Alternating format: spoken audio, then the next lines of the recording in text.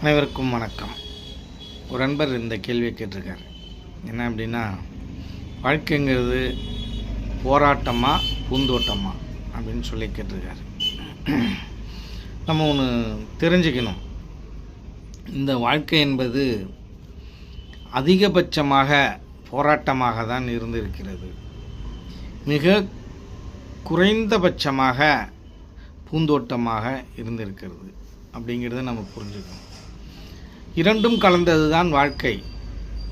இப்போ ஒன்று நம்ம தெரிஞ்சுக்கணும். என்ன அப்படின்னா, அம்மாவோட கருப்பையில் போய் விழுறதுக்காக நம்ம வேகமாக ஓடி வந்து தான் எல்லா செல்களுக்கும் முன்னாடி, நம்ம உயிரணுக்களுக்கு முன்னாடி நம்மளோட உயிரணு இருக்கு இல்லையா, நம்ம இருக்கோம் இல்லையா, நம்ம போராடி வேகமாக வந்து தான் அந்த கர்ப்பப்பையில் விழுந்திருக்கோம்.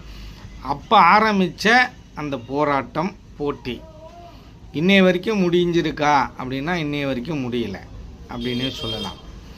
இங்கே போராடுவது பிரச்சனை அல்ல, இந்த போராட்டங்களும் பிரச்சனை அல்ல. இங்கே என்ன பிரச்சனை அப்படின்னா, இந்த போராட்டத்தில் நாம் தகுதியானவர்களிடம் போராடுவது என்பது சரியானது தான். அதை ஏற்றுக்கொண்டு நாம் போராடிவிடலாம். ஆனால் சில நேரங்களில் முட்டாள்களிடம் போராட வேண்டியது இருக்குது. அது மிகவும் சிரமமாக இருக்குது. சில நேரங்களில் அறிவில்லாதவர்கள்ட்ட நம்ம போராட வேண்டியதாக இருக்குது. அதுவும் சிரமமாக இருக்குது. சில நேரங்களில் திமிர் அகங்காரம் பிடித்தவர்களிடம் போராட வேண்டியதாக இருக்குது. அதுவும் நமக்கு ரொம்ப சிரமமாக இருக்குது. சில நேரங்களில் திருடர்களிடமும் கொள்ளைக்காரர்களிடமும் போராட வேண்டியதாக இருக்குது. அதுவும் நமக்கு சிரமமாக இருக்குது. சில நேரங்களில் நம்மளோட தகுதிக்கும், அதாவது ஒரு ஏழைக்கும் பணக்காரனுக்கும் உள்ள போராட்டம் இருக்கு இல்லையா, அது மிகவும் கொடுமையானது.